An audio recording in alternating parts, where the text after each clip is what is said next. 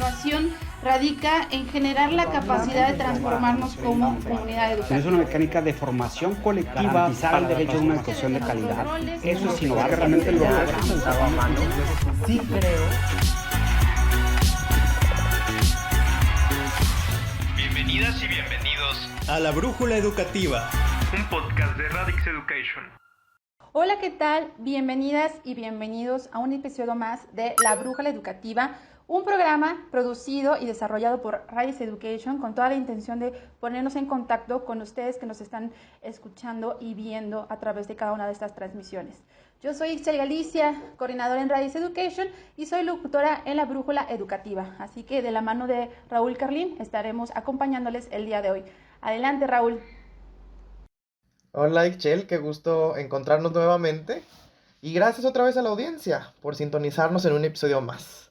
Bienvenidos y bienvenidas de vuelta a La Brújula Educativa, podcast de Radix Education.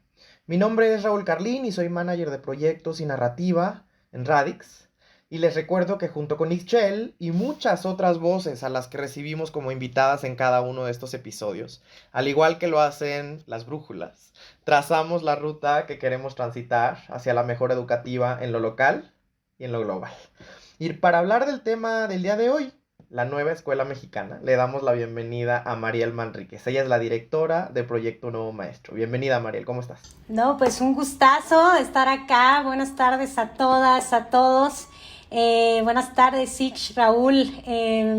Y bueno, pues me presento rápidamente. Soy Mariel Manríquez, egresada de la licenciatura en Psicología Social por la Universidad Autónoma de Querétaro y también pues orgullosamente profesora normalista por la Universidad Federalizada del Estado de Puebla. Y bueno, también con el corazón puesto para aprender y compartir con las comunidades educativas de México y también de América Latina. Gracias otra vez, Mariel, por estar aquí. Bienvenida. Y el tema del día de hoy es precisamente la nueva escuela mexicana. Y creo que precisamente corresponde que entonces comencemos preguntándonos en este episodio, cuando hablamos de la nueva escuela mexicana, ¿de qué estamos hablando? ¿Quién promueve esta nueva escuela mexicana? ¿Desde cuándo? En términos generales, ¿qué propone, Mariel? Ayúdanos a entender este primer panorama sobre la nueva escuela mexicana. Bueno, desde mi lugar también como profesora, como maestra que ha podido estar como en algunas comunidades educativas alrededor del país y bueno, también frente a grupo, desde niños pequeños de preescolar, acompañándolos también en su proceso de aprendizaje, como estudiantes, jóvenes, adultos también ya en su proceso de formación continua en el tema educativo. Y bueno, pues para poder desmenuzar y hacer un análisis profundo de la nueva escuela mexicana, bueno, pues primero tendremos que entender los retos que enfrentamos históricamente hasta la actualidad, ¿no? Los encuentros y desencuentros sobre las políticas públicas educativas que hemos tenido también, sobre todo en estos momentos tan difíciles, ¿no? Como es la pospandemia y todo lo que esta problemática también nos trajo, ¿no? Todos los retos, pero también todas las oportunidades y todos los aprendizajes que hemos podido rescatar de esta emergencia sanitaria, ¿no? Y creo que lo primero que tendremos que preguntarnos es ¿para qué educamos? ¿Cuál es el fin de la educación? ¿Educamos para formar trabajadores? ¿Educamos para ser mejores ciudadanos y ciudadanas? ¿Para reconocer a las diversidades? ¿Para construir una sociedad más humana?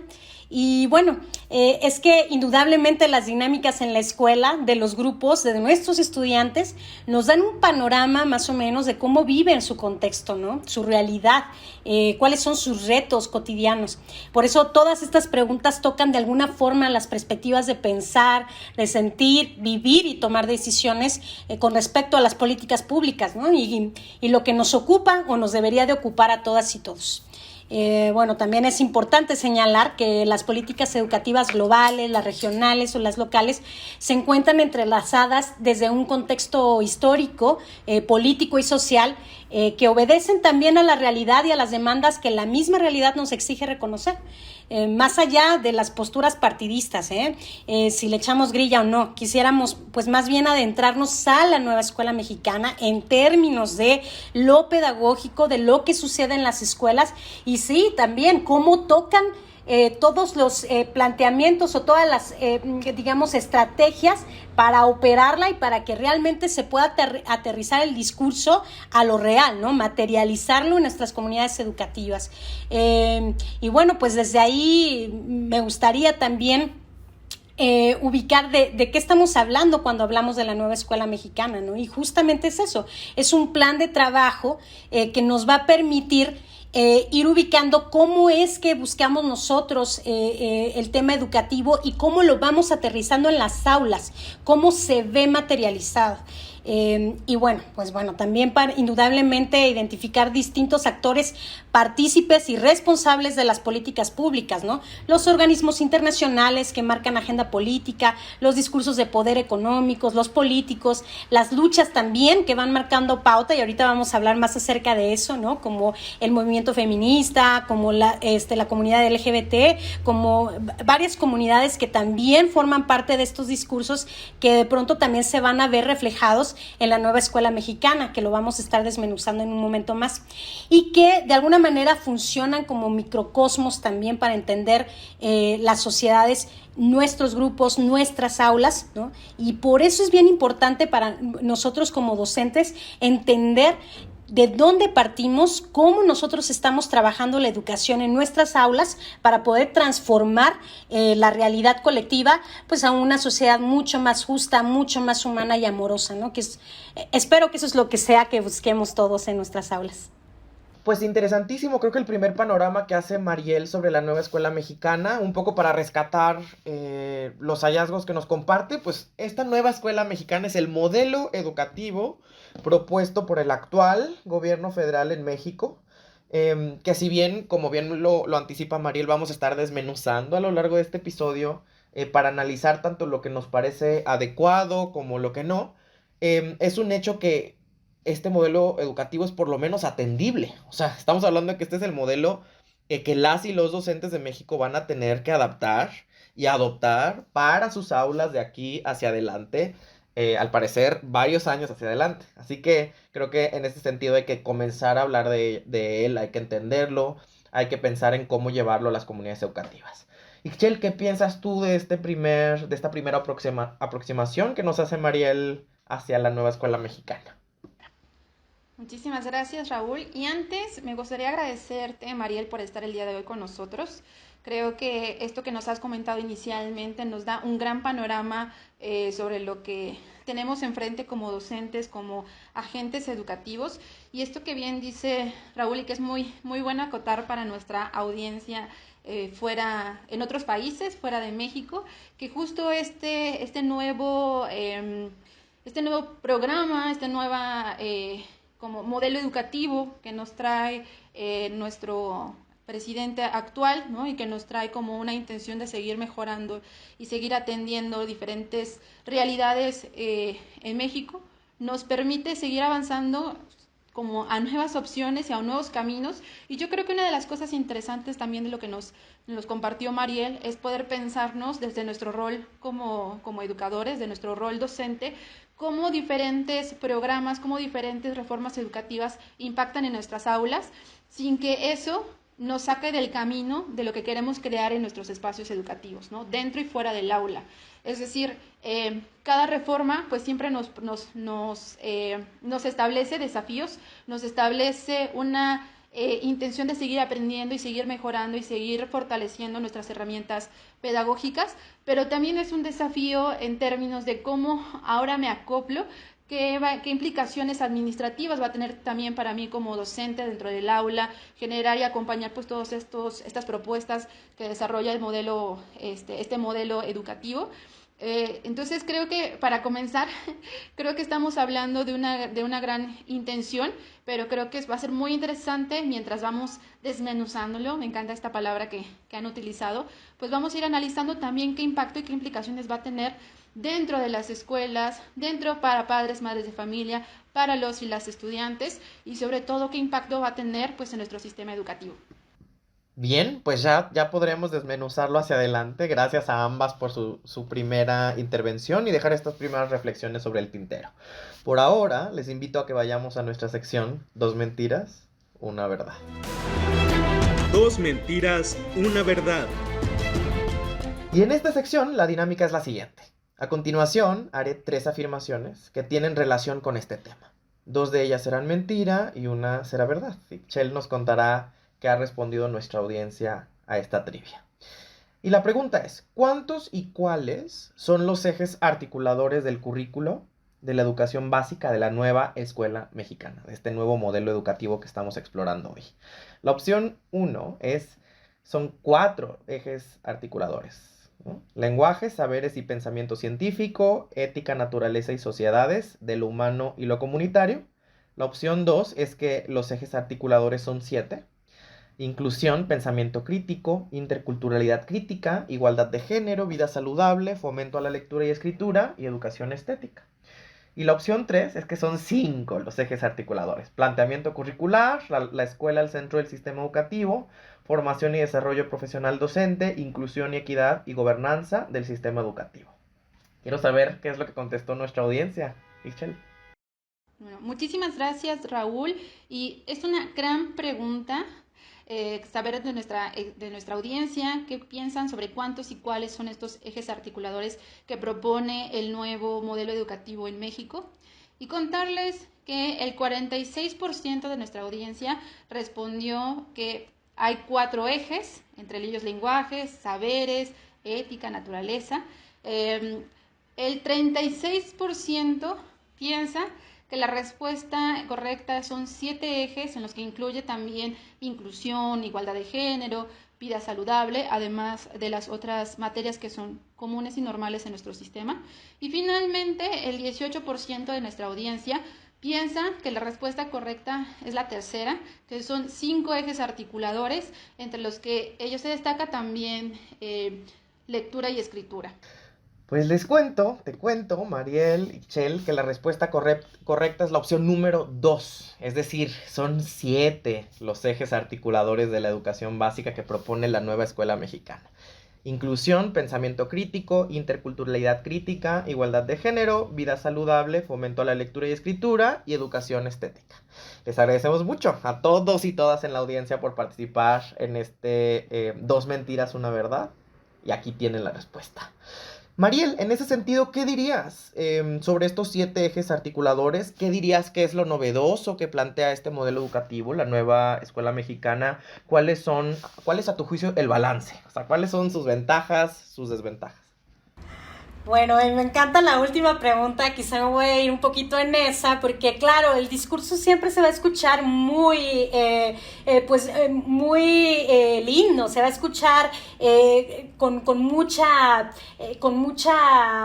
profundidad, con mucho, yo diría que hasta revolucionario, transformador. El tema creo que es aterrizarlo. ¿Y por qué digo esto? Porque este plan no solamente es una voz, no tendríamos que pensarlo como si fuera de este sexenio o de este presidente.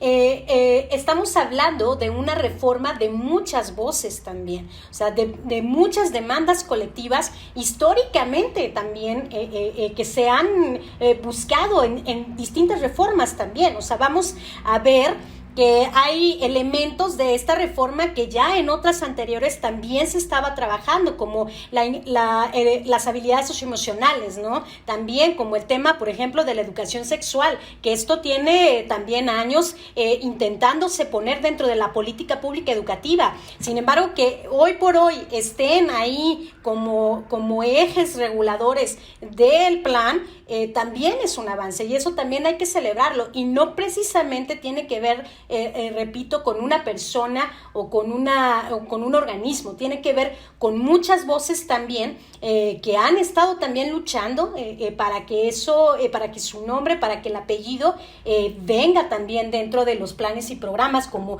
eje articulador. Entonces, creo que el gran reto, lo verdaderamente retador en realidad, es que haya responsabilidad de todas las partes, o sea, voluntad y congruencia, ¿verdad? O sea, lo complicado, porque, digamos, aterrizarlo va a implicar una disposición colectiva, pero también de distribución de todos los recursos que se necesitan y que lamentablemente, bueno, pues sabemos que no siempre llegan a donde tienen que llegar, ¿no? Y esa es una realidad. Sin embargo, yo creo y veo también a muchos docentes, muchas comunidades también, que están muy expectantes y que están dispuestas a con esa disposición, con esa responsabilidad también, siempre y cuando también venga de la mano ese apoyo, ¿no? Y no pensando el apoyo que venga de arriba hacia abajo, de abajo hacia arriba, sino que sea un apoyo horizontal. Claro que si uno está dispuesto, también tienen que estar los órganos de gobierno dispuestos, tienen que estar las organizaciones civiles dispuestas, tienen que estar las comunidades dispuestas, tienen que estar los docentes y los estudiantes dispuestos, porque esta es una corresponsabilidad, son responsabilidades compartidas. Dicho esto, creo que podremos ir ubicando cada uno de los 7 ejes reguladores y cuál es lo novedoso, ¿no? Lo novedoso de cada uno de ellos, porque como les comento, estos ejes no es que nos hayan hablado en anteriores propuestas, pero sí es verdad que en alguna que hay cierta novedosidad, ¿no? Que esperemos que sí sea aterrizado en la realidad. Vamos a comenzar con la inclusión. Algo que me sorprendió muchísimo en el término novedoso de la nueva escuela mexicana es que pone sobre la mesa la visión eurocentrista, patriarcal, y heterosexual de la realidad, que también se halla inmersa en los espacios educativos. Ojo, esto no lo habíamos visto en anteriores planes, o sea, que esté el nombre del patriarcado, que esté el nombre de la visión eurocentrista y que esté el nombre de la heterosexualidad, ¿no? Como discurso de poder. Entonces, esto es interesante ver cómo acá ya se menciona, ¿no? Y bueno, justamente esta parte, ¿no? En las reformas, en las agendas de política pública educativa y toda esta visión, pues, ¿no? De la colonización tiene en común la generación de estados de desigualdad. Por eso, proponer este eje articulador desde una perspectiva de decolonización y reconocimiento de nuestras raíces sugiere desarrollar procesos formativos y relaciones pedagógicas. Recordemos que las relaciones que tenemos con los padres de familia, con los estudiantes, con la comunidad educativa en sí, son relaciones pedagógicas. Nos van a permitir comprender durante la educación básica la lógica colonial que opera en nuestra experiencia humana cotidiana. De esta manera la podemos cambiar. Entonces, cuando lo nombramos, es mucho más fácil poder transformar nuestras comunidades hacia sociedades más justas, por ejemplo, y más humanas. Esto con el tema de la inclusión, por ejemplo. Con el tema del pensamiento crítico, pues en un mundo cada vez más polarizado, y ya en algún momento lo habíamos platicado tras bambalinas, Raúl y Chel, donde la cultura de la cancelación es una realidad latente. Ustedes pueden ver los comentarios que hay en las redes sociales. Es una práctica que ha permeado en todo el mundo y supone silenciar a todo aquel que atente contra los valores que el consenso de lo políticamente correcto, de lo ideológicamente aceptado, de lo subjetivamente querido, plantean en la sociedad. Ese pensamiento crítico es necesario hoy por hoy para abrir los canales del diálogo a través de la construcción de juicios, desde la argumentación, desde la lectura de la realidad inmediata, de poner en vilo, las ideas y relacionar conceptos, establecer principios y criterios.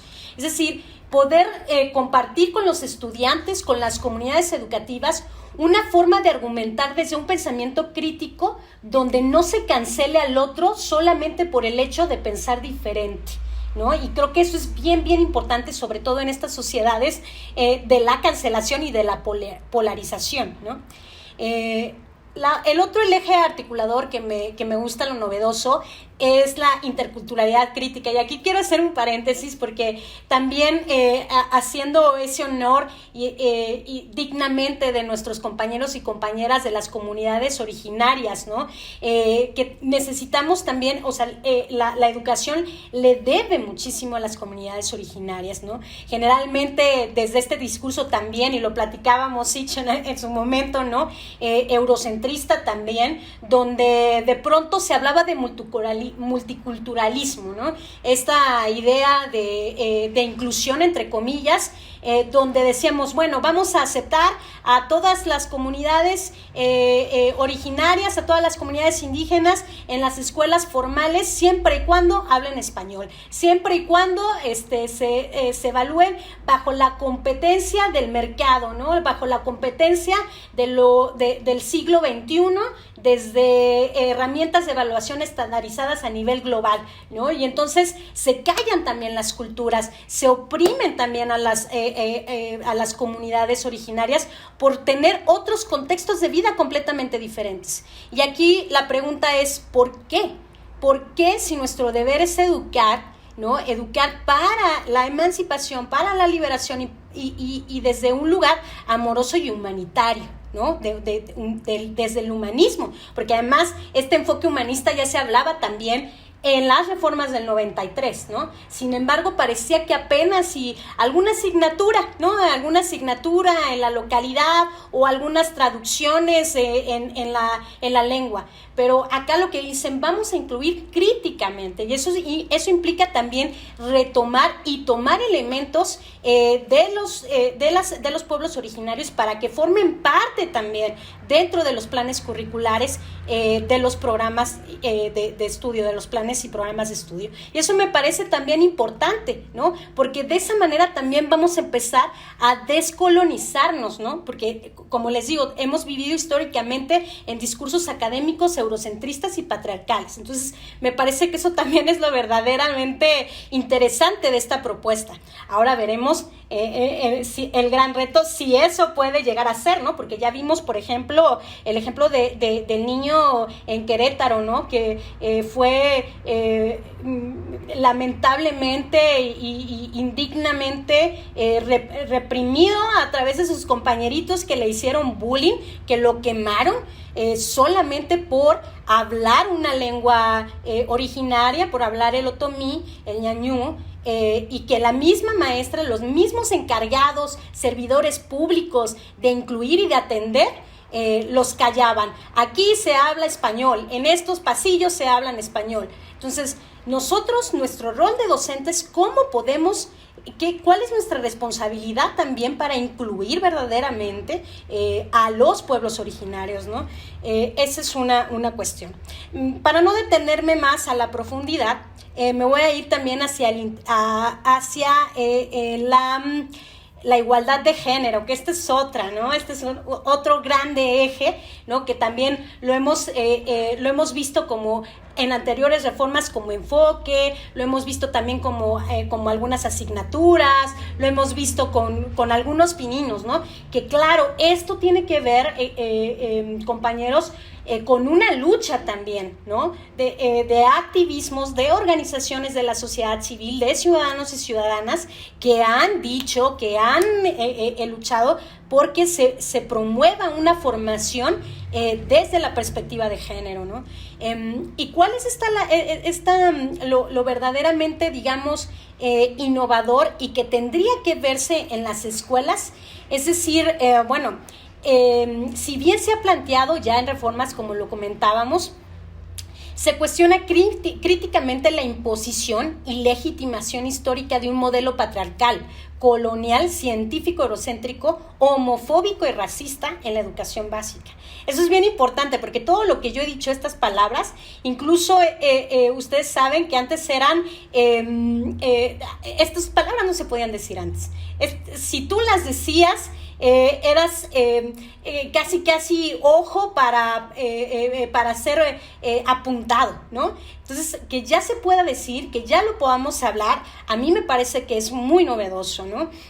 Y bueno, justamente estas ideas son las que en los cuerpos y mentes se siguen perpetuando las desigualdades, porque con estos discursos, no los que acabo de decir ahorita, sino con los modelos patriarcales y coloniales, es como hemos ido educando también a nuestras sociedades. No nos sorprenda la violencia generalizada, ¿no? Sobre todo en el caso de las mujeres que tenemos en estos momentos, ¿no? ¿Por qué? Porque en las escuelas también hemos legitimado, asumido y reproducido las reglas sobre las identidades, sobre los cuerpos y las capacidades, construyendo la normalidad del patriarcado y el machismo, bajo la idea biológica, entre comillas, de la existencia de solo dos géneros.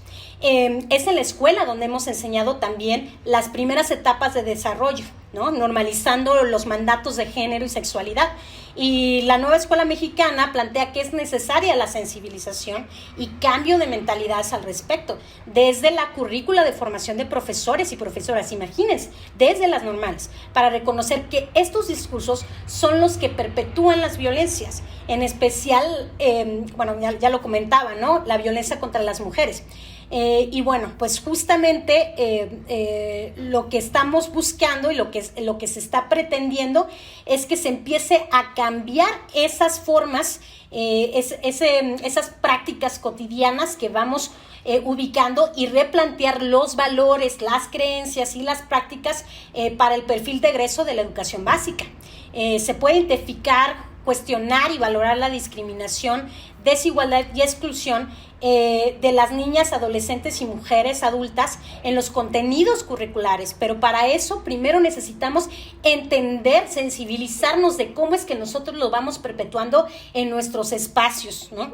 Y bueno, como docentes justamente debemos tomar en cuenta de manera integral las etapas de desarrollo de las personas, con énfasis en la construcción diversa de la identidad de género, y ello también con la demanda de un currículo con perspectiva de género, que conlleva la transformación de los libros de texto, primero, o sea, estamos hablando desde los órganos de gobierno más altos, ¿no?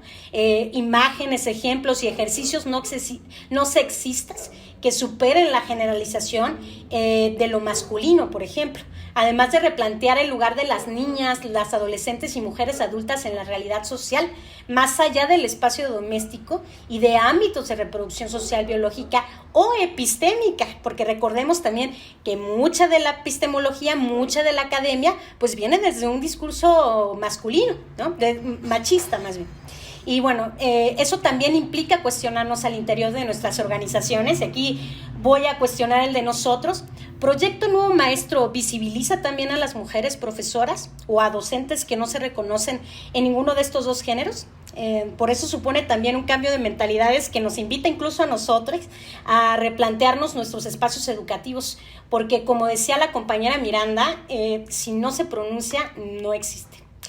El siguiente eje, que es el de vida saludable, creo lo novedoso es que cuestiona los hábitos de consumo de la población, pero no desde un tema individual, sino también desde una responsabilidad colectiva, tanto de privados como de públicos, como de organismos, ¿no? Donde ya no nada más se piense que el tema de la salud y la enfermedad es una responsabilidad del ser humano de manera individual, sino que esto es una responsabilidad colectiva y compartida, no solamente en términos de mi cuerpo, de nuestro cuerpo y de nuestro bienestar tanto físico como socioemocional, afectivo, ambiental y colectivo. Es decir, también necesitamos corresponsabilizarnos en el bien, en el bienestar social, ¿no? ¿A través de qué? De alimentación sana, más allá del consumo, más allá del mercado.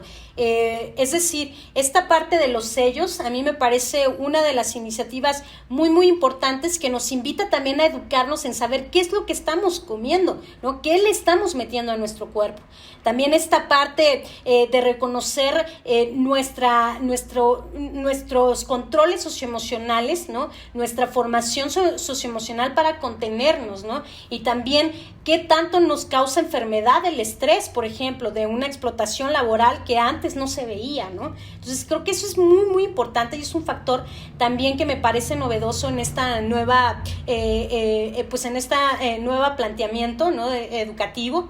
Y la otra es esta parte de lo ambiental, ¿no? El reconocer que nosotros estamos conectados con el medio ambiente. Ya el ejemplo más claro que tenemos, Itzel, Raúl, lo tenemos con el SARS, el COVID-19, ¿no? Vimos que la pandemia formó parte también de todo este entramado entre salud y enfermedad, de toda una muerte colectiva que nos dejó y que también nos está invitando a reconocer que nosotros somos partícipes de esa, de esa gran pandemia y que también nos ha hecho mucho daño, ¿no? Entonces creo que es bien importante también reconocer que necesitamos formarnos y como decía Danny Robert Dufour, en un libro que me gusta mucho y se lo recomiendo, que es El arte de reducir cabezas, si seguimos consumiéndolo todo, nos vamos a terminar por consumirnos a nosotros mismos. Entonces es bien importante también reconocer que parte de la vida saludable está el medio ambiente.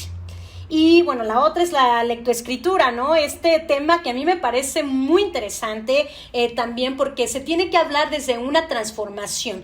Es decir, la lectoescritura es una forma de comunicar cómo estamos viviéndonos, cómo nos sentimos en el mundo y con los otros, con la otredad. La lectoescritura, como decía Paulo Freire, no tiene sentido si no es emancipador, no tiene sentido si no es liberadora. Para eso sirve la lectoescritura, para comunicar, para construirnos un lugar también en la vida y decirlo con el otro y con las otras, ¿no?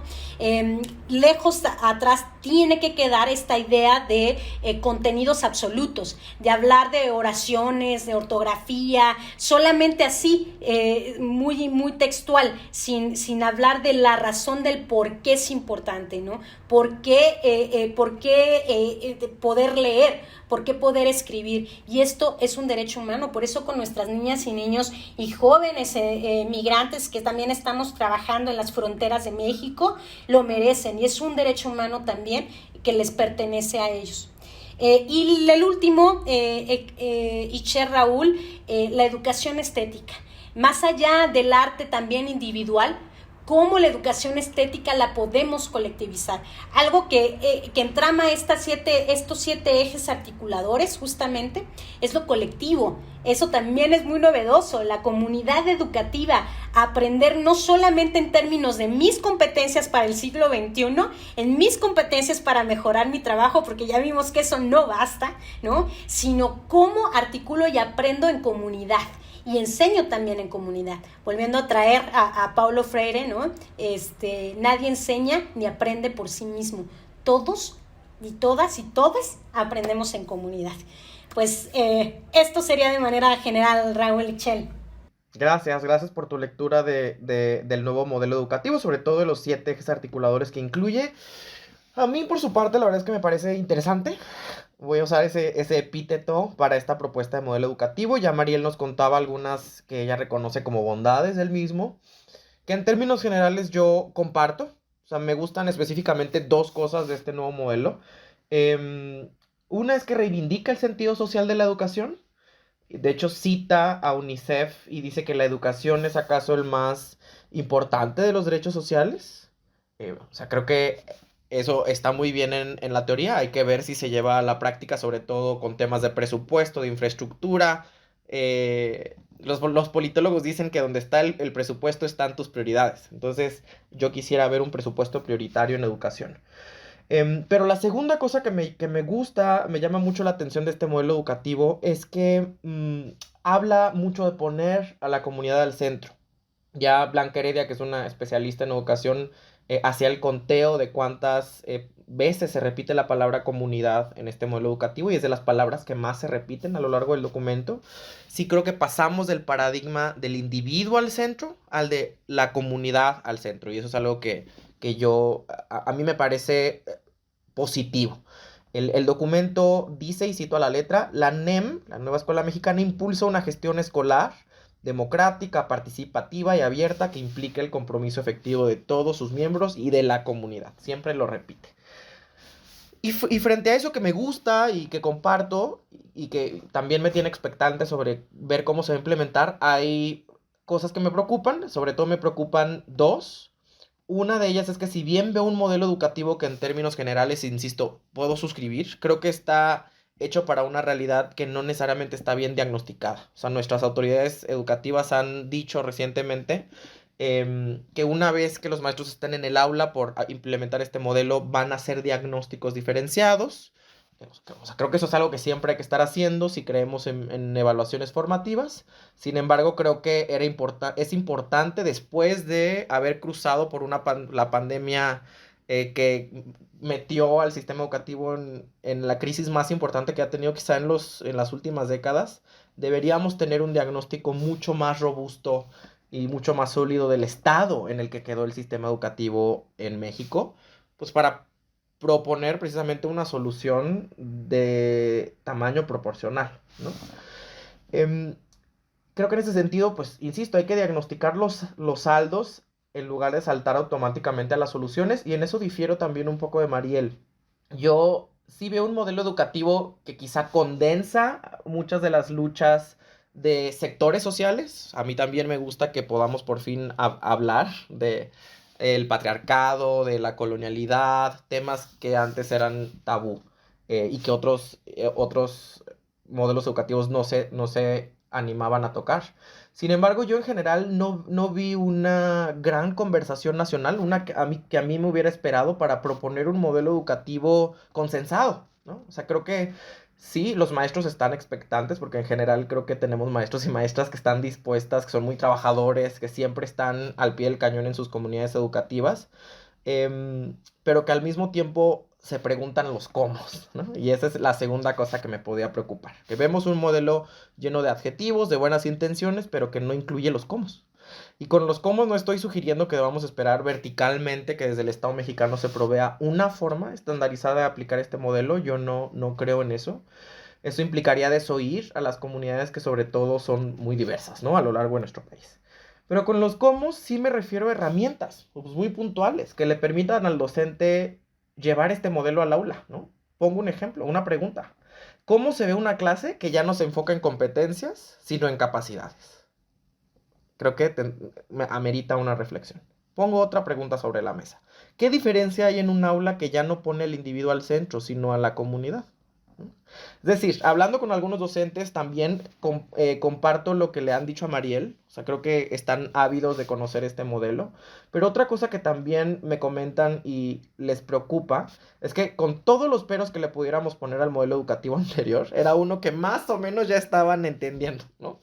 Y que ahora hay que modificar. Eso es algo a lo que están abiertos. Sin embargo, queda una sensación de que en cada sexenio se busca encontrar el hilo negro, inventar la rueda, que no hay un proyecto transeccional educativo, y que el riesgo que ellos ven es que lo único que termine por cambiar sea el formato en el que tienen que diseñar sus clases, entregar sus planeaciones, etcétera, pero que en sus aulas y comunidades no haya cambios sustantivos sobre cómo se enseña y se educa y se aprende en México por la falta de esos cómo. Pero eso es un poco las ventajas y desventajas que yo veo. Quiero también escuchar lo que Ixchel tiene por compartirnos.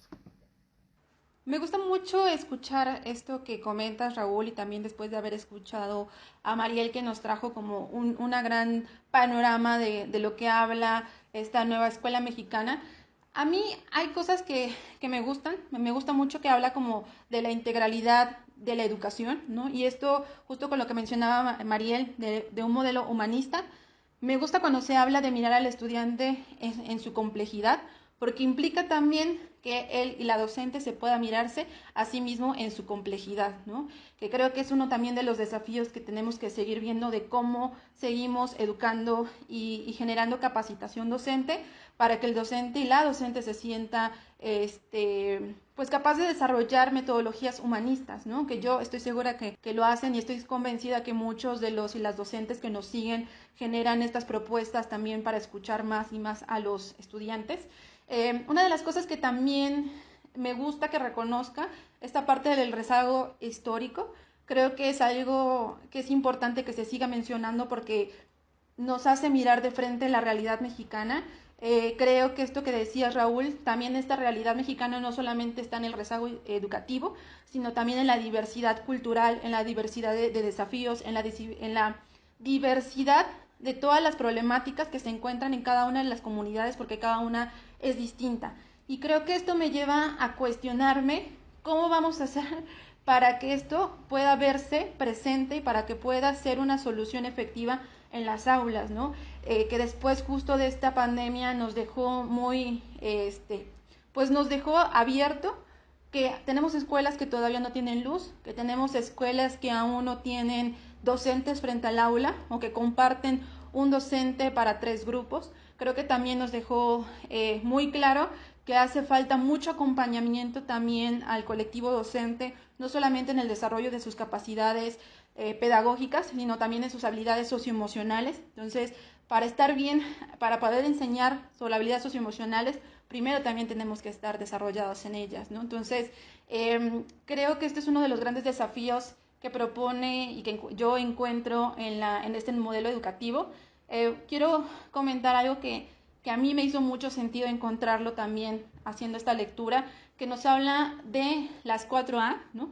De asequibilidad, que como una garantía del derecho social de educación, y esta vez plantea desde los 0 a los 23 años. Creo que antes no se mencionaba a la universidad, y creo que esta es una gran estrategia porque hoy reconocemos que están nuestras universidades públicas, pero todavía falta mucho acceso para lograr que nuestros estudiantes lleguen a la universidad, ¿no? Y hablo de los universitarios, de los estudiantes que se encuentran en las zonas más alejadas del país y que a lo mejor por no tener cerca una universidad o no tener los recursos para venirse a vivir a la ciudad, ¿no? Porque es generalmente donde están las universidades. Yo estoy en la ciudad de Puebla, hablo de estas universidades en los estados.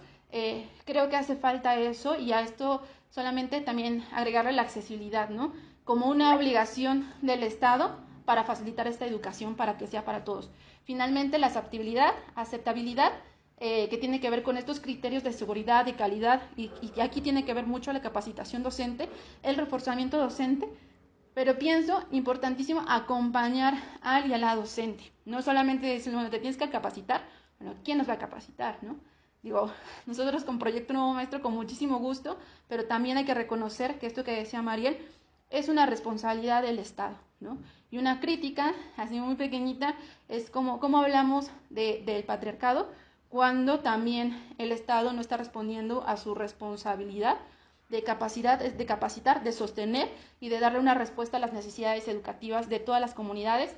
Y finalmente, la adaptabilidad, que tiene que ver cómo nos adecuamos a la realidad educativa de cada una de las comunidades, y que es algo que hemos estado hablando en otros episodios, ¿no? De la importancia del contexto, ¿no? Y esto no importa, o sea, no solamente cabe decir que hay que acomodarnos a la comunidad y al contexto, sino hay que ser capaces de responderle al contexto, ¿no? No solamente, digo, es muy interesante hablar de la comunidad al centro, pero también la comunidad al centro necesita capacitación, necesita acompañamiento y necesita un reforzamiento del Estado, ¿no? Porque estamos hablando de una propuesta del Estado. Así que, pues, me encantaría conversar más, pero vamos al siguiente momento. Gracias, Ixchel, y gracias, Mariel, por sus reflexiones. Vamos a la recomendación del día y regresamos. Además de los temas aquí tratados, te invitamos a que te enteres de todos los puntos presentes de la reforma al sistema educativo mexicano en la nueva escuela mexicana y formes tus propias opiniones. Puedes encontrar el enlace en la descripción de este episodio en YouTube y Spotify, y síguenos en las redes sociales como Radix Education. Y bien, regresamos a esta sección que nos encanta tanto. Pido la palabra. ¿Qué sucede en esta sección? Que vamos a poner sobre la mesa una pregunta que representa una situación hipotética y que nos invita a dar solución a nuestra problemática principal del día. Pido la palabra. Y la pregunta por el pido la palabra del episodio de hoy es la siguiente. La nueva escuela mexicana plantea que sea la comunidad en su sentido más amplio la que se constituya en el espacio que articule los procesos educativos para que las niñas, los niños y adolescentes tengan la posibilidad de formarse de manera efectiva en sujetos de derecho, en un marco de interacción entre la escuela y la comunidad. Tú, como docente de alguna escuela, de algún estado en México, ¿cómo podrías reforzar la interacción entre tu escuela y tu comunidad? Ixchel, ¿qué nos dices? Gran pregunta, Raúl. Este espacio es el que más me encanta porque me encanta soñar con diferentes posibilidades. Yo primero plantearía como número 1 comenzar a recuperar el sentido de pertenencia a la escuela. Y esto es muy importante porque es reconocer que la escuela impacta en nuestra comunidad y la comunidad impacta en la escuela, ¿no? Y yo recuerdo hace muchísimos años cuando la escuela estaba en el centro de la colonia, en el centro de la comunidad, y a partir de ahí se gestaba pues toda la interacción de la comunidad, y necesitamos recuperar eso. Y para que eso sea posible es importante capacitación, reforzamiento y acompañamiento a la comunidad educativa. Es decir, ya no basta solamente de hablar de los y las docentes como los únicos responsables de la educación y de lo que sucede en la escuela, sino hacer parte nuevamente a padres y madres de familia y a estudiantes, ¿no? Es necesario que toda la comunidad educativa, incluso pensando en los agentes educativos que estamos ahí, por ejemplo, Proyecto Nuevo Maestro y otras organizaciones que son parte de la comunidad. Y finalmente, creo que para que esto sea posible, y a mí siempre me gusta hablar de esto, es la importancia de generar política pública, ¿no? Políticas públicas que permitan reducir la jornada laboral para que el padre o la madre de familia puedan estar presente en la escuela. Políticas públicas que permitan que papá, mamá, tienes 2 días al mes para poder ir a la escuela, llegar tarde, checar tarde, porque vas a ir a ver qué está pasando con tu estudiante, con tu hijo, con tu hija. Políticas públicas que puedan respaldar la labor docente y reconocerla. O sea, creo que para que haya un reconocimiento y una revalorización del magisterio y de lo que sucede en la escuela, tiene que estar impactando a toda la sociedad, y para eso la importancia de la política pública y de que el Estado actúe para que esto pueda suceder. ¿Y tú qué piensas, Raúl? ¿Qué pienso yo? Este es mi pido la palabra. Yo me voy a meter en términos más a la conversación, en términos más metodológicos. O sea, creo que me parece que una vía para esto podría ser, pues quizá capacitar a los agentes educativos para que puedan adoptar en sus aulas como herramienta el aprendizaje basado en problemas, ¿no? O el aprendizaje basado en proyectos. ¿Por qué? Porque lo que queremos es que el proceso de enseñanza-aprendizaje pueda girar en torno a problemas, a situaciones cotidianas, o sea, de la vida real de las y los estudiantes, de su propia realidad, ¿no? Que seguramente las situaciones a las que se enfrenta un niño en la zona metropolitana de Monterrey son distintas a las que se enfrenta un niño en la Sierra Mije de Oaxaca, o una niña en la Sierra Mije de Oaxaca, ¿no? Entonces, en ese sentido, creo que las y los estudiantes podrían detectar en su propio entorno o en su comunidad esas situaciones para las que podría codiseñar soluciones. Entonces, quisiera poner eso sobre la mesa, pero quiero saber qué es lo que Mariel tiene para nosotros en este Pido la Palabra. No, pues encantadísima de escucharlos, y creo que en realidad todos estamos en la misma sintonía desde distintos lugares, pero sí creo que es bien importante reconocer el compromiso y la responsabilidad de todos y todas para que esto se lleve a cabo, porque no solamente es una responsabilidad de unos, es una responsabilidad de todos, y cuando se entiende esa responsabilidad de todos, entonces sí es importante también que se genere políticas públicas. Me encantó esta propuesta que comentaba Sichel, ¿no? Esta propuesta también desde las organizaciones que emplean, ¿no? Estas organizaciones también que empiecen a regular esta posibilidad de que padres y madres de familia también se hagan responsables y partícipes de la educación de sus niños, de sus hijos y de sus hijas, y no solamente las madres, porque muchas veces recaen, como ustedes muchas veces saben, en ellas, ¿no? Entonces es bien importante también esa parte, ese juego y ese rol que tenemos todos para que, como dicen, ¿no?,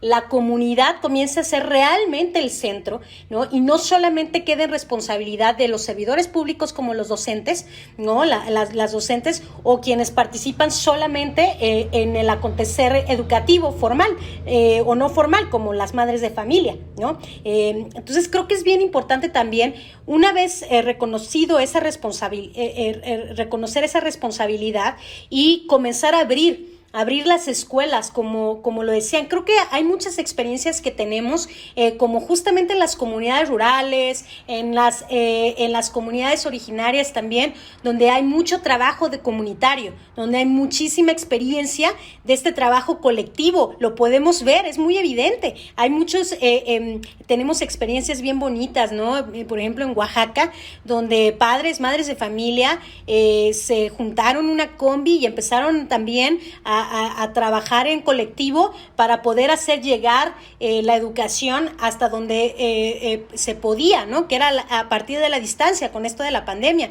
También se empezaron a abrir muchísimos muchísimos recursos, ¿no? Que antes no se tenían como importantes, ¿no? Como el celular, por ejemplo, que ahora forma parte de una herramienta esencial para la comunicación de los diferentes agentes, como las madres de familia, los estudiantes, los maestros. Los maestros empezaron a entrar a Facebook, a Twitter, a Instagram, y hoy por hoy vemos a grandes profesores también dentro de las redes sociales, que también es un espacio político, social y económico, ¿no? Entonces es bien importante también reconocernos desde la horizontalidad. Y sí, como creo que es bien importante también esto que comentaba Raúl, los cómo, ¿no? O sea, no solamente se trata del discurso, se trata también de tener herramientas que les permitan a los maestros, ¿no? Y a las maestras, por ejemplo, incluir a las comunidades con discapacidad, ¿no? Que también es muy, muy interesante, es muy importante, es muy necesario, pero si no se tienen herramientas ni los ¿cómo se puede hacer eso? No solamente se trata de echarles la bolita, ¿no? La bolita de aquí está la propuesta y ahí va cómo te va, ¿no? No, se trata de realmente un compromiso colectivo, y esos cómo irlos trabajando también durante este proceso que como dices, ¿no? Pareciera que son proyectos sexenales y bueno, esperemos que este no sea uno más de los tantos, pero bueno, pues hasta ahí estamos. Muchísimas gracias, Mariel. Creo que con esta gran pregunta de cómo lo hacemos, es que nos vamos con esa corresponsabilidad de que todos y todas podemos generar esos cambios en nuestras comunidades educativas y podemos invitar y hacer que esto se genere. Así que, pues, con esto terminamos el episodio de hoy. Muchísimas gracias a toda nuestra audiencia por acompañarnos. Yo soy Ischel Galicia y nos estamos encontrando en otros espacios. Y yo soy Raúl Carlín y este ha sido el 4º episodio de La Brújula Educativa, un espacio de ustedes para ustedes. Gracias y hasta la próxima. Gracias, Mariel. Yo soy Mariel, muchísimas gracias por todo lo aprendido. Gracias, Raúl, gracias, Ischel, y pues que siga La Brújula Educativa. Visita nuestro sitio web www.radixeducation.com y síguenos en nuestras redes sociales como Radix Education.